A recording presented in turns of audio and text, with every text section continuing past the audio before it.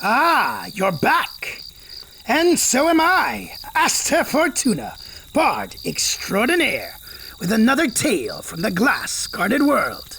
With Ashley as Terradane, the human fighter, Brian as Paxton, the human cleric and fighter, and Danielle as Athelflad, the halfling rogue and monk. Last time, our heroes succeeded in their quest to close the gates to Avernus, and obtained a key to a portal that transported them to a strange city. There, they hoped to find a wand fragment that was left there by Skavir, one of the administrators of the research complex they had been exploring. Will they succeed? And just how weird and creepy is this city going to get? Let's find out!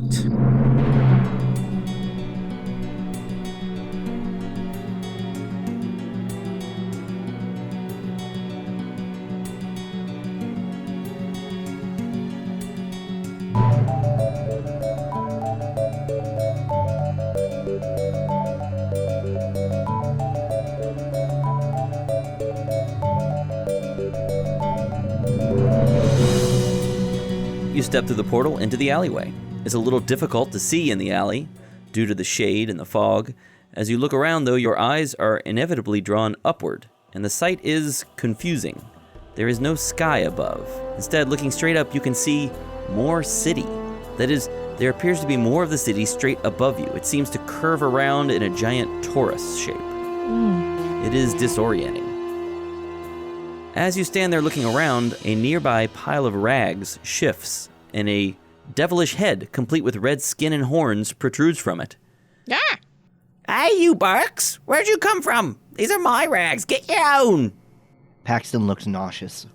She stands up, and it just gets weirder as she does. She's wearing a tattered purple leather coat, but it doesn't cover her legs, which are a goat's legs, and a tail hangs loosely behind her.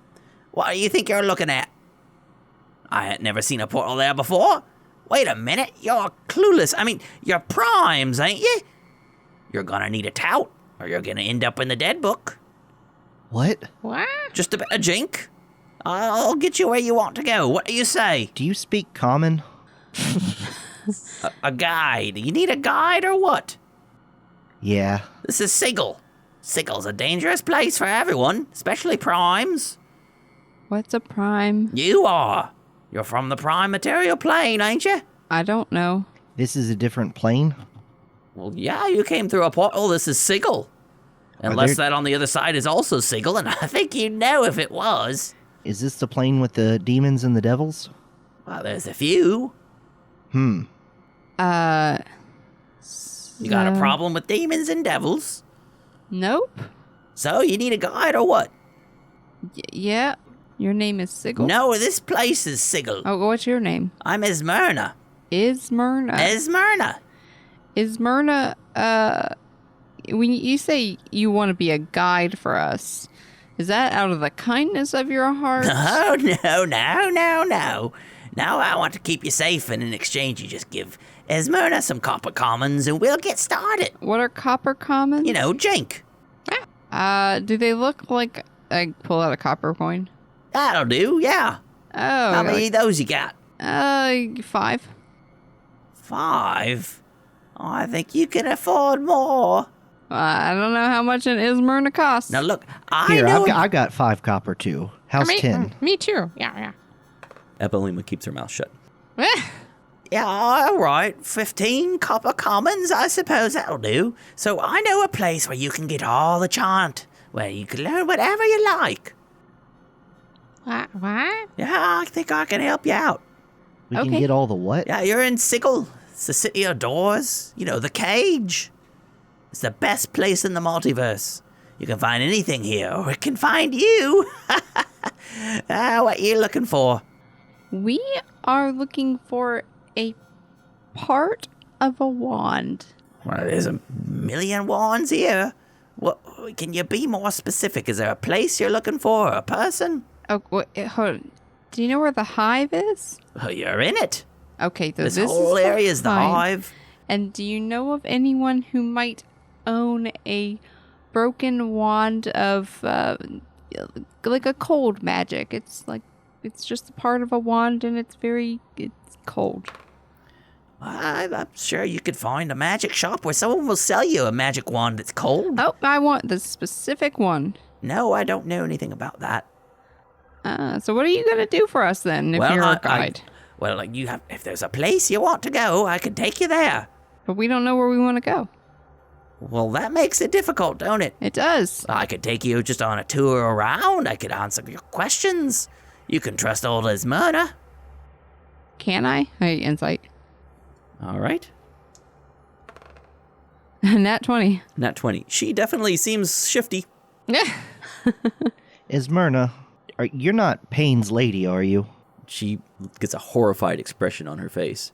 She says, "No, and don't you accuse me of it neither. I'm not. And that's a horrible thing to say. You trying to get me killed? What does that mean? The Lady of Pain? Yeah, who is she? She runs the place. It's not good to talk about her. You just leave that subject alone and you just drop at that right away. Y'all don't talk about the person who runs your city? It's best not just drop it. No, we don't talk about the Lady of Pain. Okay. The lady is trouble. She'll maze you before you know what's happened to you. She'll maze you? You heard me. What does that mean? Put you in a maze and you'll never get out. Oh, we're pretty good at mazes, to be honest with you. Given enough time. So you don't know Left turn. anything about where you want to go, eh?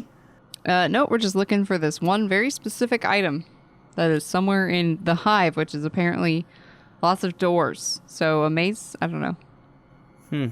Well, I can show you around, I suppose. Who might know lots of information about stuff that gets traded? Oh, well, if you want information...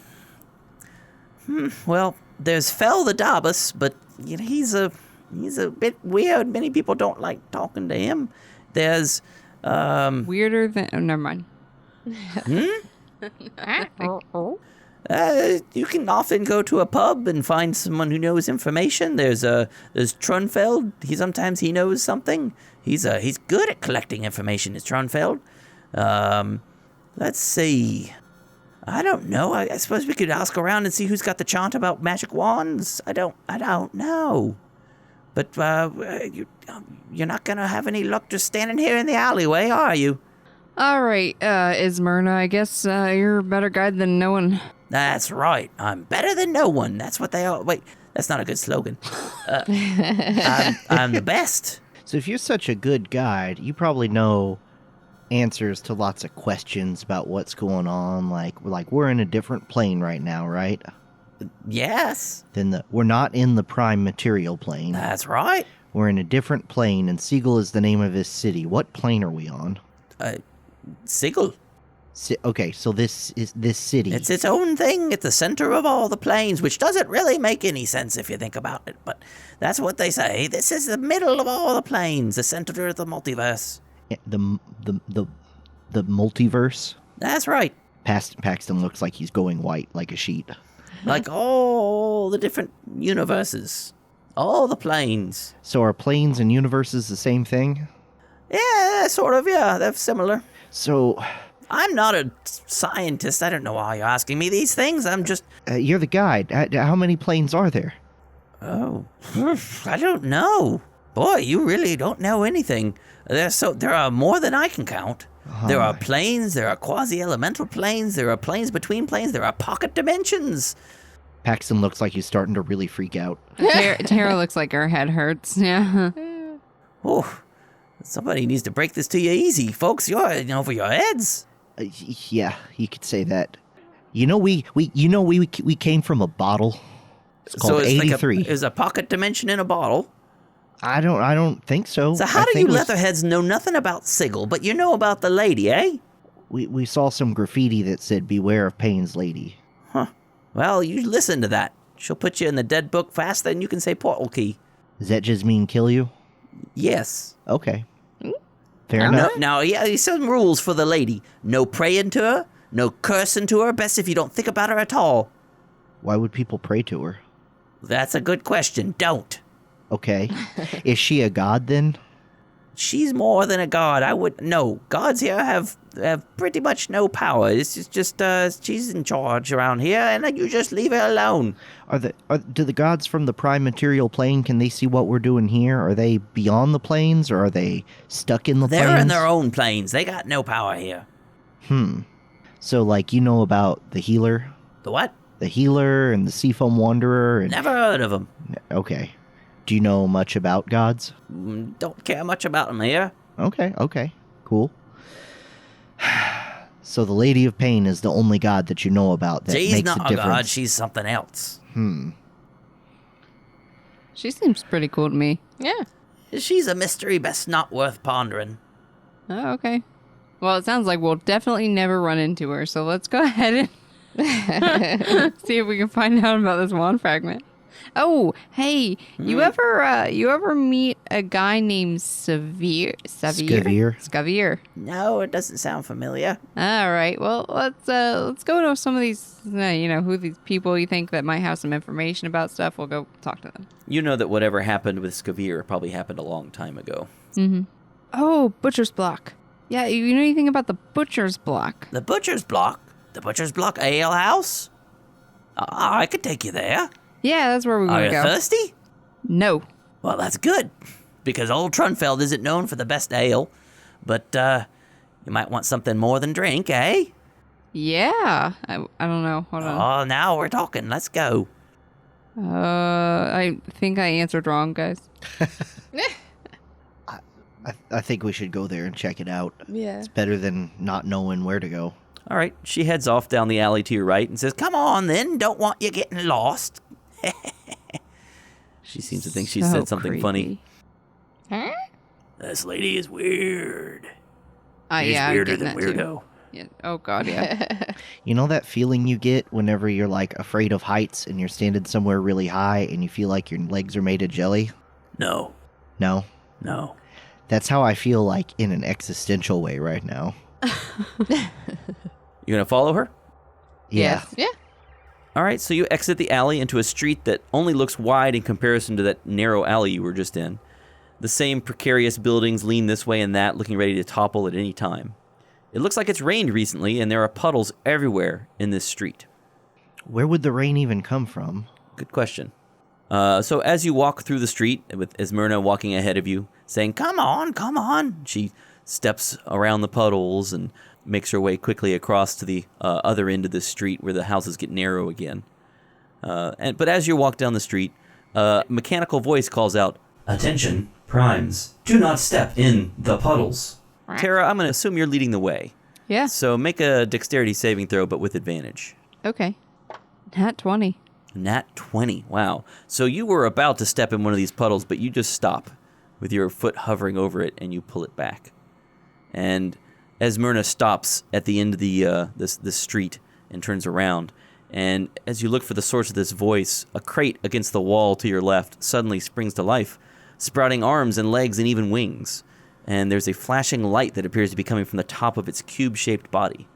It also has an enormous bow, which it points at this woman. And it says, "Attention, Esmerna. You will stop serving as a tout immediately and leave these primes alone." What the heck is that thing? Esmerna looks at you with frustration and then back to this talking cube, and she says, "Oh, what do you think you're doing? These are my conies. Go get your own." Yeah, Tara is just standing there confused. Yeah, this is above my pay grade. Epilema has her battle axe out, and she's looking back and forth between them. Should we get one of them? Should we attack some? What do we do here? I think we're going to let him argue it out. Okay. Well, the cube pulls its arrow back in its bow, and it says, "Primes, please be aware that those puddles are portals to the para-elemental plane of ooze. They are extremely dangerous. The first step is a doozy. I have been guarding them for this reason." Okay. Esmerna rolls her eyes and says, "Fine, I was going back to Ragpicker Square anyway. Good luck with this, Balmy, you stupid clueless." And she walks off. Is she talking to us or the crate? Both of you? The last sentence, "Good luck with this, Barmy, stupid clueless," was directed at you, though. Hey, Crate, Hello. where's the Butcher's Block? The Butcher's Block Ale House. It is located near the mortuary. Are you in need of assistance? Yes? I am Norm Odd, former Quadrone. The cube makes a whirring noise, but it becomes silent as it looks at you. Can you give us directions to the mortuary? You wish to go to the mortuary area to reach The butcher's the block. butcher's block. Yes. Crazy, ain't it? Have you been here before? No. Excuse me, as you can see, I have a fragment of raw chaos embedded in my body, and it makes me a wee bit unpredictable! But it's more fun that way! It points to the flashing light on top of its cube, which appears to actually be a stone. Do you want us to remove it? No, it is acceptable. It gives me the ability to make choices that otherwise I would be unable to do! This guy's freaking me out. Guys, I think we should just walk around and look for a sign that says Butcher's Block, There we go. We'll take Ale our House, chances. and never talk to anyone else here. I advise you against wandering around without a tout. Why'd you send ours away then? Esmerna is almost surely attempting to lead you astray. She just now attempted to lead you through a street full of puddles that were portals to the para-elemental plane of ooze. You were gonna die! Can you lead us to the butcher's block? Certainly. Please, follow me. Oh, hold on, insight check on this weirdo. Okay. 13. It is really hard to read him, but you don't detect any sense that he's being insincere. Okay, I'm not gonna step on any freaking thing, not a crack. All right. So he leads you past this street full of puddles and out into a busier street that must be some sort of main thoroughfare. The variety of people moving through it is staggering. There are humans and elves and even a few dwarves, but there are also creatures that look like emaciated elves with pointed teeth. A variety of creatures resembling the weird human devil-like creature Esmerna that you already saw. And even a few creatures that look like actual devils. There's a tall woman standing on a corner facing the street, and her head appears to be a black stone circle with a constant tone emitting from it. As you continue along and the street winds erratically between sections that are alternately decrepit or absolutely desperate, the crowd parts around a robed figure in the middle of the street. It has goat-like horns on its head, a tower of white hair and yellow-tan skin. It appears to be floating off the ground, and it is repairing a large hole in the street.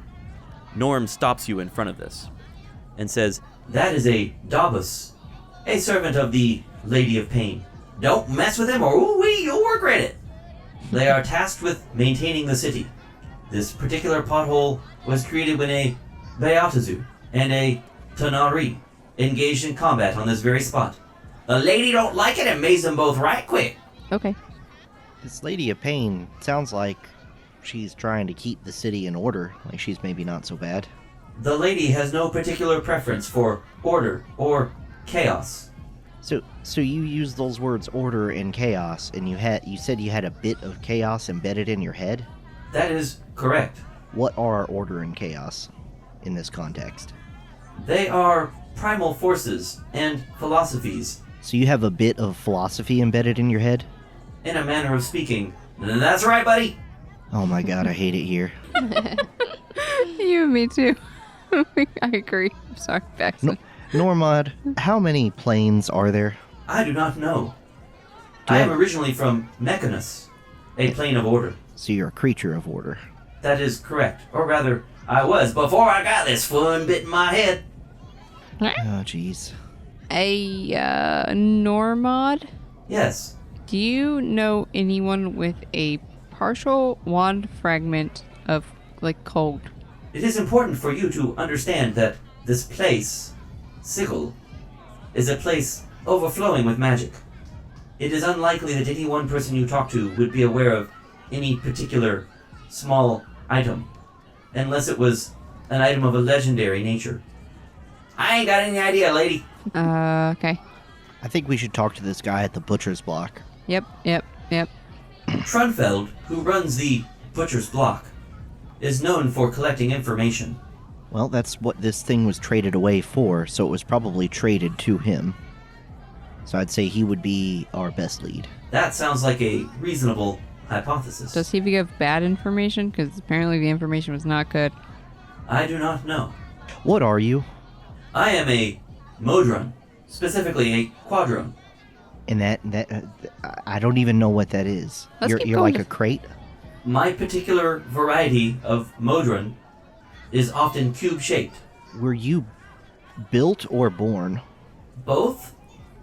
Boy, that's a tough question, buddy. Hey, Paxton, I think this would be a great time to just go on to the butcher's block. Yeah. This Oh, man. is- I feel sick. we just gotta get back to our world where things are nice. Because this is not.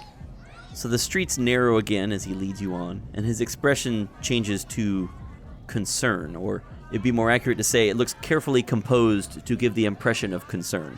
This is Hive Runners Road. Behind us is Beggar's Square. In a moment, we will have to turn right onto Gramercy Street, which will take us by the Gatehouse. It is less safe than the path we have been traveling, but the alternative is Shadow Walk or Rat Lane. And they're both crazy dangerous, I tell ya! The good news is that the Butcher's Block Alehouse is nearby. Just beyond that is the Hive Market, should you need to buy anything. Doesn't Payne's lady strike down any fights that happen? Because that seems kind of like what happens. Only if they are particularly dangerous or destructive to the city. Oh. She really does seem to keep order. I kind of like her. I don't know. So you said that a Beata Zoo and a Tannery were having a fight in the middle of the street, and they both got mazed. That is correct. So is the blood war happening here too? In general, the blood war does not occur here. But you know them crazy fiends, they can't keep themselves under control. They spill out all over the place. Okay, so the blood war is just a thing that's happening that can happen on any plane. I guess that makes sense because it was happening on the prime material plane too. That sounds reasonable. I mean, I wouldn't agree. It sounds pretty unreasonable to me. But That what also is sounds reason? reasonable. The area around the gatehouse ahead can be disturbing. I mean, it's a madhouse. Parents taking their nutso kids, kids taking their senile parents, barmies everywhere. Barmies? Crazy people. Try to have compassion for their predicament. It is generally thought that the Bleakers do the best for them that they can, though there are rumors of dark goings-on inside. Follow me, please. What are bleakers? Bleakers are one of the factions of the city of Sigil. There are many of them. I can tell you about them when you have time. Okay. The most important faction for you to be concerned about are the Dustmen. They occupy the mortuary. Okay. We're near the mortuary, right? We are approaching that area, yes. The Dustmen are self-appointed guardians of corpses. They take all the corpses from the city and they send them to where they ought to be. They take them and they send them to their own planes. So as long as we're not encroaching on any corpses, the dustmen should leave us alone, right? That is reasonable. Oh, wait, hold on. When there were some dead demons over in our plane, their bodies disappeared. Was that the Dustmen? No, that is how creatures of that nature, fiends, behave. When they are destroyed outside of their home plane, they disappear and return to their home plane where they reform.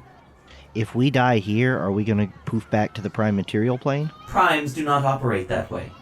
You will be permanently killed. You only got one chance, buddy. So when that devil and that demon were mazed, it didn't really matter because they were going to just die and go back to their home? That is reasonable. However, with the lady, all bets are off. Yeah, if you put them in a maze, then you don't kill them, so they don't go back to where they came from. They just get stuck in that maze. Oh, they could kill themselves in the maze. That's true. It's pretty dark. Well, you know, loopholes. Norm leads you off the Hive Runners Road and into another dark street with very few people and many leaning houses. An elderly woman sitting on a rug in the shadows just inside the street begins cackling as you walk by. Charms and amulets to protect the clueless. You'll need all the help you can get. Tara leans into Paxton and goes, how does everyone know that we're clueless? Like, everyone. Paxton looks at Athelflaed. And I go, Nepalima says, don't look at me. I'm not clueless. I'm always where I want to be. hey, Norm Odd, Yes. Is clueless like a mean nickname for people who Clueless is a derogatory term for residents of the prime material plane. Why do they call us clueless? Because you know very little about the world outside the prime material plane. Why does everyone else know more about the outside of their plane than us? Because they are not from the prime material plane. That is not good logic. I mean, color me clueless. If the shoe fits, I'm definitely feel clueless right now. So you have an amulet that helps me No, oh God, not don't be clueless? do it. Oh, certainly, Sonny. You want an amulet? What's it do? Oh, this one. She pulls up one that looks like it's got like a dried heart from some kind of animal on a necklace. Yeah. And she says, This one? This will protect you from gout. Nope. Then I just speed walk away. Wait, I've got one for dysentery and hive shingles. Brain rot? Nope. Paxton's just speed walking away. I miss Sigbert. Yeah. A short distance down the street, you encounter two more of those creatures that Norm called Dabus. They are cutting away a vine that has grown up on the sides of the buildings and across the street. And there is now a narrow opening in these vines that you can slip through. And Norm says, "This is razor vine, and it grows really dang fast. Beware the stems. They are very sharp." Oh, okay. Will do. As you continue to move your way down the alley, the street has mostly been going straight, but after a slight bend, a large building suddenly blocks your path. And Norm says, "This building was not here before. Weird, ain't it? We should be able to go around." And as you walk around the corner of the building, a crew of 3 humans and a lizard-like humanoid and a bizarre creature with a goat's body and a human-like torso where the goat's head should be are all standing there with their arms crossed. And a female human speaks up and says, Hey, you Berks are in Flora's territory. Pay the jink if you want to pass. Norm turns to you and says, "I am not familiar with this group. We are far enough from the alley of dangerous angles that I did not expect this problem. Y'all want to teach them a lesson, or are we in a hurry?" Finally, something I understand. Yeah. And Paxton slaps his holy short sword of radiance into the palm of his hand. Yeah. Roll for initiative. Athelflaed, what'd you get? 12. And Paxton? 21. 21 for Paxton. Tara, what'd you get? 10. 10. A nice middle-of-the-road number. Yeah, Tara's not so certain about this. Paxton, you are the first to go. Let me describe the situation for you. You're in this narrow street. In front of you is a group of 3 humans and a lizard humanoid and this weird goat centaur-like creature. The goat centaur creature and the lizard humanoid are at the front. Behind them are these humans. One of them is a tall, lanky human with a bow. One of them is a human wearing a black tunic, and you can see on his exposed skin he has some black scales in various places in his skin. And then finally there's the female human who talked to you and demanded a payoff. She is sort of toward the back, and she's wearing black leather armor with elaborate stencil work. And she has bright green hair that's sort of growing wildly in every direction. What do you want to do? So the last thing that they said to us is that we have to pay them a jink if we want to pass. Yep. And my understanding is that means money. Yes.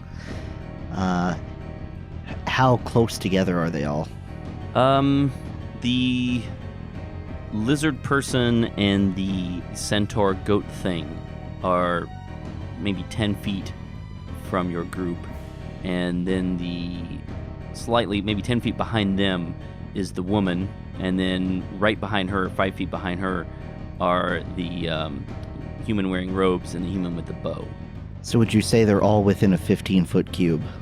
No, the 2 humans at the very back would be outside of a 15-foot cube. You could either get the 2 people at the front and the woman, the 2 strange creatures at the front and the woman, or you could get all 3 of the humans if you're looking for a 15-foot cube. Okay, so the woman is in the front, right? The woman is in front of those 2 humans. Yeah. So imagine there's basically 3 ranks of people here that you're facing. The front rank is this lizard person and the goat person, and then there's a 5-foot gap, and then there's this woman, and then immediately behind her are 2 more humans. So I walk up to the front rank Okay. and stop right in front of him, and I say, I don't think I'm going to pay your jink. And then I cast Thunderwave. Okay. Yeah, so Thunderwave creates a 15-foot cube in a direction you choose. So I'm guessing you're trying to get these 2 people in front of you, and well, you have to. You have to get the two creatures in front of you and the woman, right? Right. And they all make a saving throw. Yep, con saving throw, trying to beat a 14. We have a failure and a success. So the goat creature fails, the lizard creature succeeds, and the woman... 15, you said? Yes. She No, succeeds. 14. 14, she succeeds. Okay. So the one that failed takes 9, and the ones that succeeded only take 4. And if they failed, then they are pushed 10 feet away. All right, so the goat creature is pushed backward. It looks frustrated. The lizard creature stands strong, and the woman is not pushed backward, but she looks a little surprised. And anything else you want to do this turn? I think that'll do it. All right. Can't you do like a punch with your shield as a bonus action or something? Only if I attacked, and a spell doesn't right. count as an attack. Right.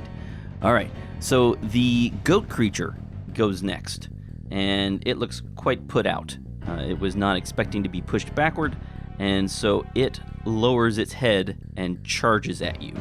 Oh, you know what? It doesn't have far enough to move. It can't do that. It needs 30 feet to make a charge. All right. Well, it can't do that then. It'll just move forward and attack you. Oh, it missed you the first time, but it clocks you the second time with a spear. Okay. 19 damage. Oh my gosh. Yes, it was a critical hit. It clocked you with the spear pretty hard. Fortunately, I think you're at full hit points, right? Yes. So the next person to go after this weird goat creature goes is the woman. And she will... Yeah, she's not sure who you guys are or what you're good at yet. So she's just going to play it safe and take a couple shots at the guy in the front. With a bow. She takes 1 shot, and she misses you. She's not the archer that you referenced earlier, right? Okay. She's not the archer I was talking about earlier. She's just she takes a shot with a crossbow and misses. She doesn't have the longbow that other guy does. And that's her turn. She misses, and this arrow just sort of ping bounces off of your armor. No effect. Next is that archer I talked about, and he pulls out his bow. He takes 2 shots, and again, Paxton's the only one who's done anything so far. Paxton's looking pretty impressive in that armor. He's going to take 2 shots at Paxton. Both shots bounce off of your armor, Paxton. Now, it's close. He is aiming. You can tell he's good at what he does, and he is aiming for the gaps in your armor. But your armor's just too tough. And the arrows are bouncing off harmlessly. And bouncing into the walls and making plinking noises. That is his turn. Athelflaed, what do you want to do? I'm going to go ahead and go after the archer with the crossbow. Okay, so the archer is in the back rank. And I can leverage sneak attack with that, since I'm within 5 feet of the rest of the party. No, you need to have one of your allies within 5 feet of him to do sneak attack. That's right, sorry. Now, you could do a sneak attack on one of these guys that's right up next to Paxton. Yeah, let me go ahead and do that then. Okay, I'll hit him with a crossbow. You want to do the goat creature or the lizard person? Let me try the goat. Okay, take a shot at the goat creature. Okay. 14 total. That is a hit. Okay. So roll your damage with sneak attack and D8. everything. 14 total. 14 damage. Nice. Okay, so Athelflaed shoots this goat creature with an arrow. It cuts his arm, and he rears back in anger. He's dressed really fancy. It's kind of bizarre, this creature that you might think would be sort of savage. On its humanoid torso, it has prominent curled horns like a goat, but it also has elaborately braided hair and a colorful leather jacket. It's something you've never seen before, but it doesn't matter. You hit him with an arrow. Tara, it's your turn. Okay, Tara's gonna step in near Paxton so that she can use her shield to impose disadvantage. Okay. If he tries, it looks like he's gonna get hit again. And she has her longsword out, but before attacking, she's gonna say, "How about y'all just let us pass so we don't have to hurt each other?" Are you making a persuasion attempt? Yes. Go ahead. Oh, 14. They don't seem persuaded. A couple of them look at each other, and then they all look back at this woman with this crazy green hair, and she shakes her head no. And so they all say, nope, won't be that easy. Okay. Sounds like they need physical persuasion. Sounds like I will attack the lady with the green hair. All you gotta do is pay. All right, Okay, attack the lady with the green hair is behind these two people in the front. So you I can't hit her. You can't hit her from where you are. You're gonna have to get past the lizard person and this goat person. Okay, well, I guess I have to action surge to attack. No, I'll just count that as talking. It's fine. Okay. Don't worry about All right. Well, then I will. Since I denied that, I will attack the go man. it. Okay. 14. No, sorry, 12. God. 12 is a hit. Oh, okay, cool. Just barely. All right, and that is 11 damage. I'm sorry, math is hard for me today. And your other attack? Is definitely a hit, 16. Yep. And 11 damage again. So All right. 22 He damage. is in really, really rough shape. You have really beat this guy up. Y'all sure? They don't respond in the limited time available. All right. So next, this human in robes is going to go. Is he from the back row? Yeah, he's in the very back. Yeah, so he casts a spell, and he's going to cast it on Terra. Terra, you need to make a wisdom saving throw with disadvantage. Oh, that's not good. Not wise at all. He's going to burn some sorcery points. Okay, 8. You failed, I'm afraid. Yeah, that's a shocker. All right, so let's look up what this spell does. Terra, you've been afflicted by Crown of Madness. Uh-oh. On your turn, he's going to make you attack someone that is on your side. Okay. All right. But it's before she moves, so she can't move and attack. That's right. Okay. All right, so that is his turn, and I don't think he has any bonus. Am I able to say anything? Also, you get to make another wisdom saving throw at the end of your turn. Okay. Your next turn. No, you don't get to say or do anything else. Okay. And also, a twisted crown of jagged iron appears on your head, and madness glows in your eyes. That's saying something. And Epilema gets to go. She is going to do her thing that she likes to do. She, as a halfling, can rush through the spaces occupied by larger creatures. So she's going to rush past this goat person and lizard person and trigger attacks of opportunity. She's going to try to attack the woman. So she just charges past them, and that means they take opportunity attacks. And they both rolled 4s, so they both miss her. And she's going to attack the woman twice. Oh, and she missed twice. But it was very impressive. It was impressive running through everybody. But she's swinging wildly with her battle axe at this woman, and this woman is quite nimbly ducking and jumping aside and blocking the attacks with a short sword. All right, that was Epilema's turn, and now is this lizard person. The lizard person decides to take 2 attacks against Paxton, one with a heavy club and one with a spiked shield. Terrible misses. This creature clumsily jabs at you with this spiked shield and tries this awkward overhead swing with the club, and you easily it doesn't even bounce off your armor, you just step aside. Maybe they should be paying us a jink. Norm's turn. Norm takes 4 bow and arrow shots. He shoots 4 times, which is kind of ridiculous, but that's what quadrones can do. But unfortunately, he doesn't have a great bonus to attack. He hits the other guy with the bow twice for that much damage. And that is back to Paxton. What do you want to do? So Paxton has figured out that this woman in the middle seems to be the leader. Like, whenever Terra told them to leave us alone, they all looked back at her. So how far away is she from Paxton? 10 feet. 10 feet? Yeah, 10 feet. Okay, Paxton, he wants to move outside. He wants to move away from Terra because that thorny crown is not giving him good vibes. Okay. And then he wants to cast Witch Bolt at 2nd level at the woman. Okay. So if you're withdrawing, if you're not taking the disengage action, Yep. they get attacks of opportunity on you. That's fine. All right, the lizard takes an attack. Oh, he might have hit you. Holy cow. Because I think if I cast Oh, it... wait, he can't. His reaction's already been used when Epilema ran through. Oh, yeah. So he can't take an attack, and neither can the goat person. Neither of them can take attacks of opportunity. But Terra can. Strictly speaking, the spell doesn't say that they can make you take attacks of opportunity. It seems like it should, but I guess I'll say that Terra doesn't have to take an attack of opportunity. So you step back away from Terra, just like a 5-foot step? What if I want to? No, I'm just kidding. Yeah, I want to be right outside of melee range of this This central group of 3 woman. people. Yeah. Okay. All right. And you're casting Witch Bolt? Yes, Witch Bolt, and I have my spell attack is +6, All and I right. guess since it's a ranged spell attack, it's against her armor class. Correct. So, oh my gosh, that's a 10. That is really too bad. A total of 10? Yeah. It just goes wide. Yeah. Well, shoot. Lots of terrible misses in this combat so far. I'm gonna action surge, Okay. and then I'm gonna try that again. All right. Another second level Witch Bolt, All right. and that time it is a 19. That is a hit. Okay.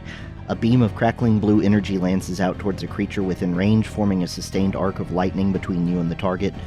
On a hit, the target takes 1d12 lightning damage, and on each turn for the duration, I can use my action to deal an additional 1d12 lightning damage to the target automatically. Right. So now that I've hit, I don't have to hit in subsequent turns, I just roll a d12.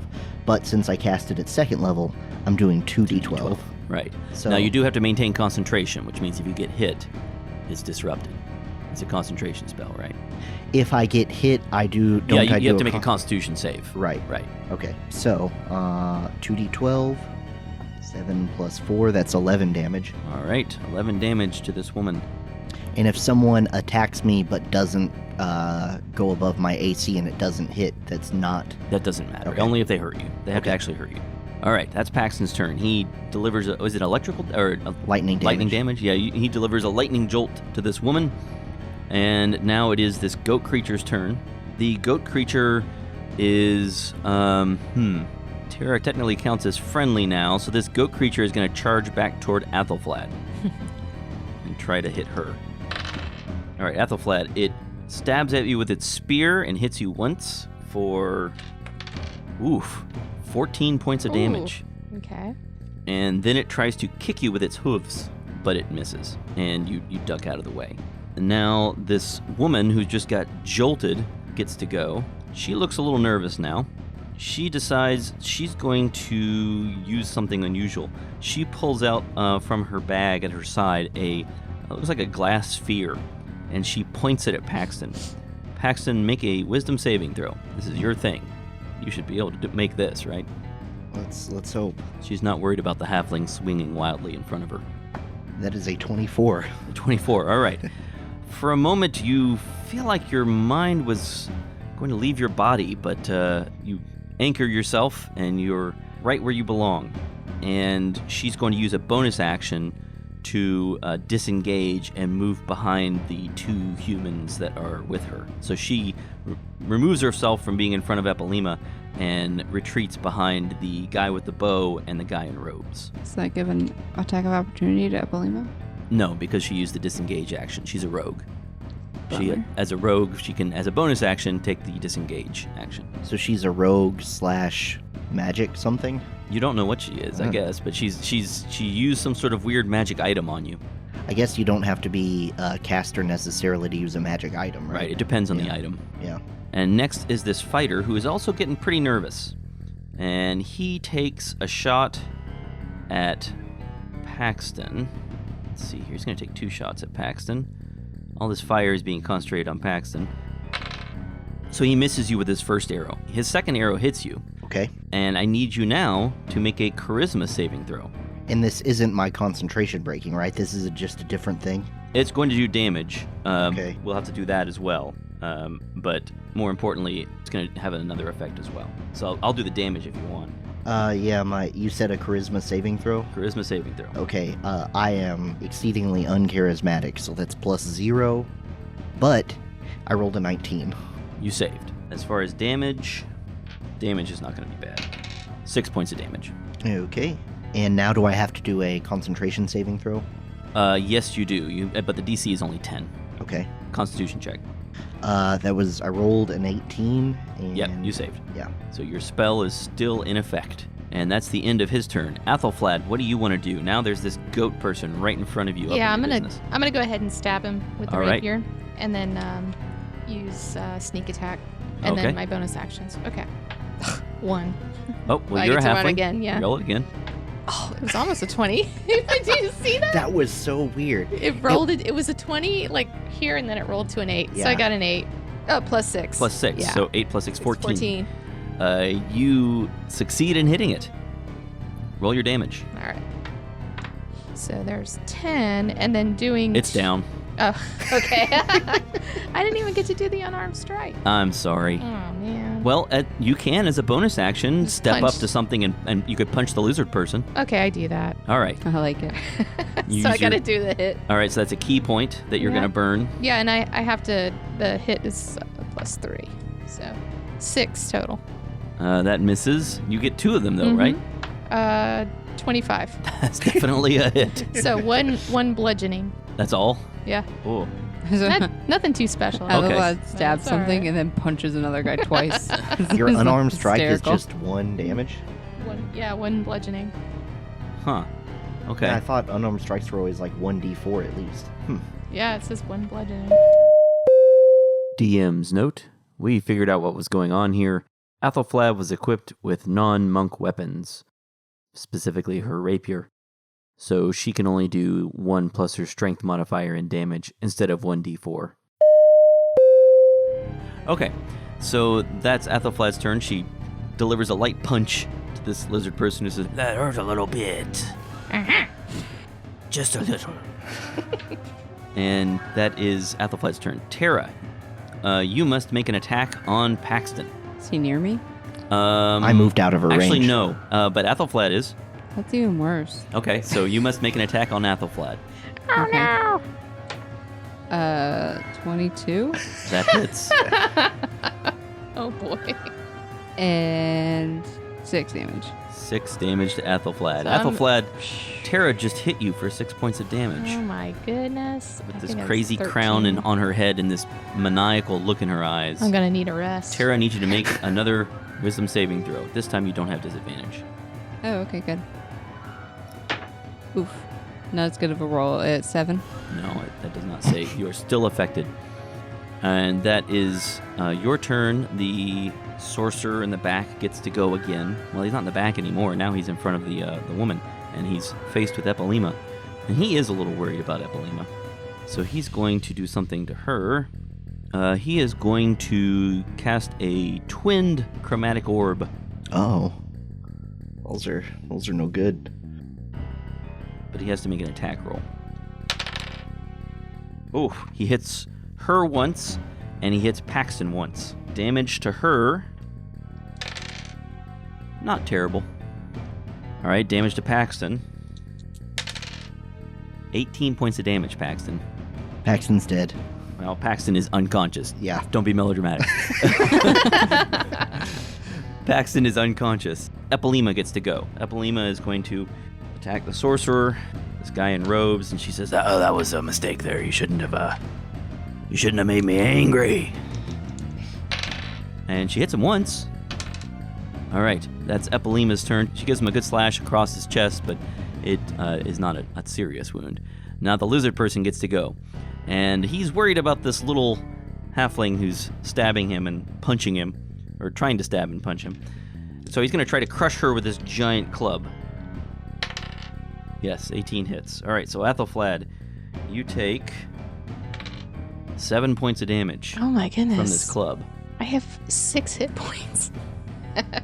And then he tries to hit you with his spike shield, Oh my gosh. but you pretty easily jump out of the way of that one. I just rolled away. Finally, Norm gets to go. He will take 4 shots. Who needs the most help? I guess he'll try to hit the sorcerer. No, he'll try to hit the woman to... No, the sorcerer casts the Crown of Madness, right? Yeah, he'll try to hit this... Oh, the sorcerer needs to make a saving throw because he took some damage. Nope, he made his concentration check. All right, so now Norm is going to try to hit the sorcerer to break the concentration on Tara. So he takes 4 shots at this sorcerer. Wait, if the sorcerer is having to maintain concentration, would he have been able to cast the chromatic orb? It's not a concentration spell. Oh, okay. He can't cast another concentration spell, but he can cast other spells. Gotcha. All right, so he hits the sorcerer twice. One of them is a natural 20. So damage from the natural 20 is quite good. And he has to make a concentration check. He fails. Terra is free. Terra is furious. And he also does a little bit of damage with an extra shot. And now the sorcerer is not looking good. And that is now Paxton's turn. Paxton, you need to make a death saving throw. Well, that's an 18, so that's one life. One success. All right, the goat person is down. The woman, she will attempt a sneak attack. A sneak attack on Epilema. That is a hit. It's gonna hurt. Could have been worse. Now the guy with the arrows. It's hard for him to do much against Epilema at point blank range. He's going to disengage, take a 10-foot step backward, and then action surge, and take a shot at Epilema. 2 shots at Epilema. It hit her. She has to make a wisdom saving throw. She's not good at those. She fails. And suddenly Epilema says, Hey, I can't see. I can see just a little bit in front of me. What's going on? And she takes some psychic damage and the regular arrow damage. She didn't take much damage. Athelflad, what do you want to do? Who's closest to me? So here's what's going on around you. Here's the general situation. Terra has just snapped out of it. She no longer has a crown on her head and a crazy look in her eyes. There's the goat person who is down. Mm-hmm. There's this lizard person who is right in front of you and attempting to smash you. And then about 10 feet away from you is a sorcerer who is in melee combat with Epilema. And then just a little bit behind him is the woman and the archer. Okay, I'll go ahead and attack the lizard person. All right. With the rapier. All right. And I'm within 5 feet. Of an ally, yes. Yeah, so I can use sneak attack. Terra is now threatening him. Okay. 21. That is a hit. All right, and then it's 13. I will also do unarmed strike. 13 damage. Mm-hmm. He's down. Oh, okay. I punch his dead body. Well, you could move and attack someone else if you want. Yeah. Let's see. We had the sorcerer. Yeah, the sorcerer is the closest one. All right. Okay, I go ahead and run up and punch him. Yeah, twice. All right. So that would be 1 bludgeoning each, but let me see if I hit it. Total 8 for the first one. Is that a hit? 8 is not a hit. Okay. 18 for the second one. That is a hit. So he takes 1 bludgeoning. All right. He goes, ugh. He says, take out the little one first. Take out the little one. And it is Terra's turn. Terra, what do you want to do? Okay, Terra has only the regular amount of madness in her eyes, not the unnatural madness, but she's pretty furious at the sorcerer and is going to attack the sorcerer. Okay. First one is 12. That misses. He ducks out of the way. Ooh, second one misses too. Okay, action surge though. Oh, all right. Screw this. We're gonna do it again. Oh my god. Okay, finally a hit. This is an unnatural 20. All right. 8 damage. He goes down. So all that's left. Worth it. All that's left is the woman and this archer. And the archer says, "Pike this, I'm out of here." And he's going to turn and run. Epilema says, "Oh, no, you don't." She attempts to hit the archer. Epilema swings wildly at this fighter as he's trying to run away, but she misses him. And that is her turn. Norm's going to take 4 shots. It is this very sort of activity that makes the hive an unpleasant place. He hits once. And now we're back to Paxton. Make another death saving throw. A 3. That's 1 failure. 1 failure. The woman says, "Let's give him the laugh. These Berks are too much." And she disengages. Who is she talking to? She's talking to her running friend. And she disengages and runs and then takes the hide action. Oh, okay. And you are unlikely to find her. She runs around a corner and you're not sure where she went.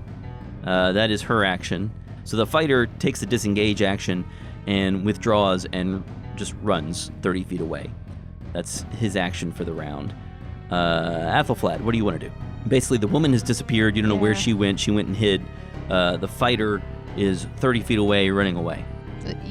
the archer, right? Yeah, the archer. Yeah, He's 30 feet away. that's right.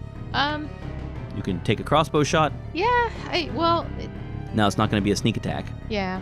All right, I'll go ahead and try to hit him with a crossbow. 14 total. No, 14 misses.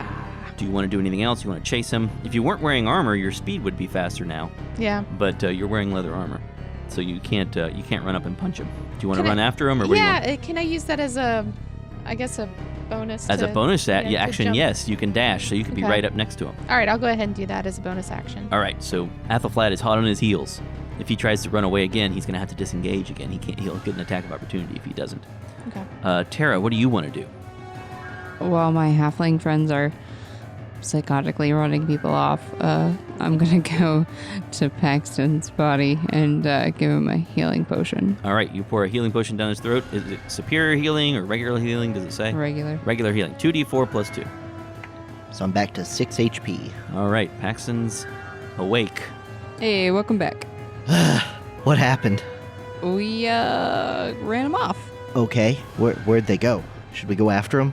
Most of them are here and kind of motions to bodies. Yeah, you can see there's this lizard person who's bleeding out. There's this goat person that's bleeding out. There's the sorcerer who's unconscious. Oh wow, y'all really did a number on them. Congrats. On the other hand, Athelflaed is leaking, and you're not in great shape either. Epilema, you can hear Epilema screaming as she's chasing after some of these guys. Tara, do you want to do anything else? No. Epilema gets to go. She's 30 feet away from the guy. She'll throw a couple javelins at him. Oh my god. Yeah, the javelins harmlessly embed themselves in the wall next to him, and he looks even more terrified. Norm will take 4 shots at this guy as he's running away. And miss all 4 times. Paxton, do you want to do anything? Yeah, I want to walk over to Athelflaed. But she is actually about 30 feet away from you, chasing this guy. You can do that. You can walk 30 feet. You can, If I move to where Athelflaed is at, how far away am I from the guy that is running away from her? I mean, you'll be right near him. Okay. Yeah, I'm gonna run up to him. Okay, so you run up to him. Okay, and I am going to do just a regular old weapon attack. Okay. That is 15. 15 is a miss. Ooh. Okay, since I missed, I don't think I can do my attack with the shield. No. Yeah. So that's Paxton's action. The fighter. All right, so the fighter again chooses to disengage and run. So he just runs away from you. Doesn't trigger an attack of opportunity. Athelflaed, what do you want to do? He's still running away from you. Now he's I'm gonna try to hit him with a crossbow. All right, take a shot. 14. It misses. He's got some decent armor on. Mm-hmm. Tara, do you want to do anything else? Is there anyone else she can assist? No, not really. Everyone else just kind of running people Yeah. off. Yeah, Tara is gonna just look around to see if she can find the hidden rope. Okay, make a perception check. Okay. 15. As far as you can tell, she is completely gone. Okay. Also, Tara has her little psychic damage stone. Ah, yeah. She puts it over her head. All right. Now there's a stone that's spinning around Tara's head, glowing. That is Tara's turn. Epilema stops chasing the guy. And she says, "That's right, you leave us alone. Don't mess with the prime material plane. Am I right?" Yeah. Plain. That's where we're Pride. from, right? Sure. Plain pride. Yeah, I like that. Plain pride. Yeah. Norm puts away his bow and collects a bunch of his arrows. So that guy that's running away is still... He only ran like 30 feet away, right? Yeah, you can keep chasing him if you want to. I want to fire a firebolt at him. Okay. And that is a 17. A 17. It hits him, but sort of glances off of his armor. Okay. It was close. Yeah, that's... I'm done. All right. They're gone. So that's the end of combat.